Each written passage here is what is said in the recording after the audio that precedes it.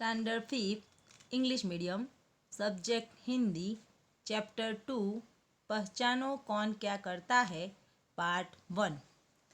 Hello student, जय Hind to all. Student, मुझे आपसे एक प्रश्न है। क्या आप अपने कपड़े खुद सीते हो? नहीं, आप कपड़े सिलवाने के लिए दर्जी के पास जाओगे। आपके घर का फर्नीचर बनाना है, कहाँ जाओगे? करेक्ट, कारपेंटर, जिसे हम बढ़ई भी कहते हैं। स्टूडेंट, हमें हमारी ज़रूरतें पूरी करने के लिए अलग अलग सहायकों की मदद लेनी पड़ती है। हम खुद सभी कार्य पूरा नहीं कर सकते। ये सहायक ही हमारी अच्छी तरह से सहायता करते हैं। उदाहरण जैसे हम बीमार होंगे तब डॉक्टर ही हमारा इलाज करेंगे। घर में फर्नीचर बनाने की ज़रूरत पड़ेगी तब हमें बढ़ई के पास ही जाना पड़ेगा। वे ही हमें सुंदर फर्नीचर बनाकर दे सकता है। इस प्रकार हमारे समाज में डॉक्टर, पुलिस, डाकिया, किसान, अग्निशामक दल, मोची, मैकेनिक, इलेक्ट्रिशियन जैसे कई सहायक हैं जो अपने काम में निपुण होते हैं। हम ऐसे लोगों की सहायता से हमारा जीवन आरामदायक बना सकते हैं। आज हम चैप्टर नंबर 2 पहचानो कौन क्या करता है इस पाठ में ऐसे ही कुछ सहायकों के बारे में पढ़ेंगे। यह कौन है? हाँ, हमारे देश का सैनिक। सैनिक कहता है, मैं इस देश का सैनिक हूँ। मैं अपने देश की रक्षा करता हूँ। जब संकट का समय आता है तो मैं शत्रुओं को हराकर उनको अपने देश की सीमा से बाहर निकाल देता हूँ। मैं देश की सीमा पर ही उपस्थित नहीं रहता, बल्कि जब देश के किसी कोने में बाढ़, भूकंप या कोई अन्य विपदा आती है तो देशवासियों के काम आता हूँ और उनके जान माल की रक्षा करता हूँ। सैनिक का अर्थ है सिपाही। सिपाही हमारे देश की रक्षा करता है। जब कभी दूसरे देश के शत्रु हमारी सरहद पर घुसपैठ करते हैं तब सैनिक ही उन्हें अपने देश से बाहर निकालता है। हमारे सिपाही सर्दी हो या गर्मी हो, हर विकट परिस्थिति में अपना फर्ज निभाते हैं। आप इस चित्र को ध्यान से देखिए। इसमें सैनिकों ने अपने आप को पेड़ पौधों में छिपा लिया है। सरहद पर दुश्मनों को चकमा देने के लिए वे कई घंटों तक इस तरह अपना फर्ज निभाते हुए खड़े रहते हैं। सिपाही केवल देश की रक्षा ही नहीं करते, लेकिन जब देश में कोई आपत्ति आती है, जैसे कि बाढ़, भूकंप, ऐसी परिस्थिति में वे देश के लोगों को जान पर खेलकर बचाते हैं, लोगों की सहायता करते हैं। अभी की परिस्थिति में ही हम देखें तो देश के सेवक सैनिक हमारे भले के लिए जगह जगह तैनात रहकर लॉकडाउन का पालन करवा रहे हैं। ऐसी परिस्थिति में वे खुद भी बीमारी का भोग बन रहे हैं, लेकिन देश की सेवा कर रहे हैं। देशवासियों के जान और माल सामान की भी वे रक्षा करते हैं। ऐसे देश सेवक को हमारा सत सत वंदन। Salute to the Indian soldiers. हमारा दूसरा महत्वपूर्ण सहायक है किसान। किसान कहता है, मैं अपने देश का किसान हूँ। मैं खेती करता हूँ। हर मौसम के अनुसार अनाज पैदा करता हूँ। मैं अपने खेतों में गेहूँ, चावल, चना, दाल, ईख आदि फसल उगाता हूँ तथा साग सब्जियाँ भी पैदा करता हूँ। धूप, वर्षा, सर्दी, गर्मी की परवाह किए बिना खेतों में काम करता हूँ। बच्चों, किसान खेती ना करता तो क्या होता? हमें अनाज कहाँ से मिलता? किसान तो हमारा अन्नदाता है। किसान खेतों में मेहनत करता है। किसान हर मौसम के अनुसार अनाज पैदा करता है।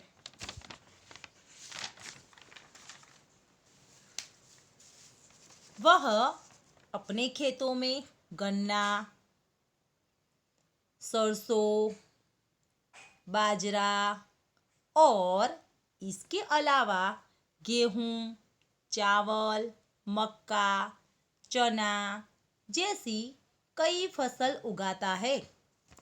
इसके साथ साथ किसान अपने खेतों में सब्जियां भी पैदा करता है। किसान दिन रात खेतों में मेहनत करता है। वह बारिश हो या सर्दी हो या कड़ी धूप हो, हर ऋतु में वह खेतों में काम करता रहता है। किसान की कड़ी मेहनत के बाद फसल तैयार हो जाती है। फसल तैयार होने के बाद कई जगह पर उत्सव मनाते हैं।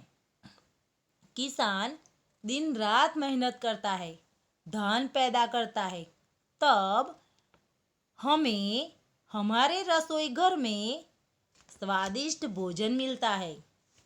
इसलिए हमें उसका आभार मानना चाहिए। यदि आज हम खाना खा रहे हैं तो वह किसान के कारण ही। इसलिए हमें किसान का आभार मानना चाहिए। If you ate today, thank a farmer. अध्यापिका। अध्यापिका कहती है, मैं अध्यापिका हूँ। मैं देश के सभी बालक बालिकाओं को पढ़ना लिखना सिखाती हूँ। मेरा काम बच्चों को नई नई जानकारियाँ देना है। आज के बालक कल के नागरिक बनेंगे, इसलिए उन्हें जीवन में आगे बढ़ने की और आदर्श नागरिक बनने की मैं प्रेरणा देती हूँ। अध्यापिका का अर्थ है शिक्षिका। शिक्षिका जो विद्यार्थियों को पढ़ना लिखना सिखाती है, अक्षर ज्ञान देती है। शिक्षक गुरु का काम बच्चों को नई नई जानकारी देना है। बच्चे कल के नागरिक हैं, भारत का भविष्य है। शिक्षक ही बच्चों को आदर्श नागरिक बनने के लिए जरूरी मूल्यों की शिक्षा देते हैं। इसीलिए तो गुरु को भगवान से भी अधिक माना गया है। संत कबीरदास जी ने भी कहा है, गुरु गोविंद दोनों खड़े, काको लागू पाय, बलिहारी गुरु आपने, गोविंद दियो मिलाई। इसका यह अर्थ है कि यदि गुरु और भगवान दोनों एक साथ खड़े हैं तो मैं किसे पहले प्रणाम करना चाहिए? कबीर कहते हैं कि गुरु का स्थान ईश्वर से भी ऊपर है, क्योंकि गुरु की शिक्षा के कारण ही भगवान के दर्शन होते हैं। बच्चे डॉक्टर, इंजीनियर तो बाद में बनते हैं, लेकिन नींव की ईंट तो शिक्षक ही रखते हैं। इस प्रकार शिक्षक बच्चों में अच्छे गुण, संस्कार का सिंचन करके बच्चों को अच्छे नागरिक बनाते हैं। ऐसे गुरु को हमें वंदन करना चाहिए। बच्चों, आज हमने सैनिक, किसान और शिक्षक जैसे समाज के सहायकों के बारे में पढ़ा।